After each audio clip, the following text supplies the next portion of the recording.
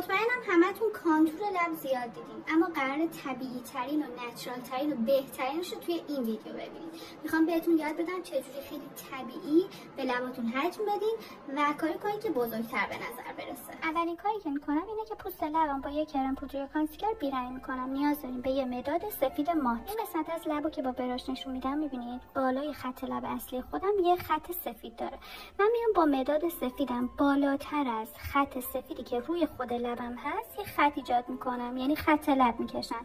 قسمت بالا رو یه کوچولو بالاتر و قسمت پایین هم یه کوچولو پایینتر. با قسمت پایین لبم فعلا کاری نداریم. این قسمتی که دارید میبینید رو میام دوباره سفید میکنم. با انگشتم همه این سفیدا رو سر جای خودش محو میکنم. حالا این قسمت پایین لبم با یه برونزر میام سایه میزنم.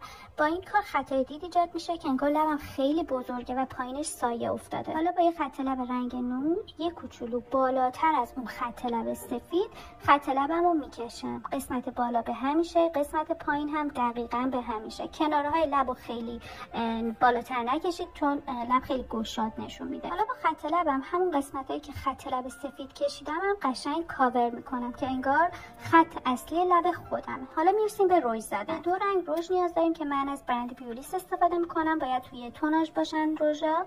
یه دونه تیره تر که اومدم پایینتر از خط لبم زدم و روشن‌تر و وسط لبم کار کردم. کنارهای لبم حتما تمیز کنید چون خیلی تاثیر داره. شما فقط خودتون تفاوت رو ببینید. حتی از نیمرو هم انگار لبم ژل زدم. این سراغ یه ترکیب رژ جذاب که از این دو رنگ رژ بیولیست هم استفاده میکنم. اولیش یه رنگ قهوه‌ای ماته که میام به عنوان خط لب میزنم و بعدش میام از این رنگ آجوری گوشتی استفاده میکنم و وسط لبم میزنم.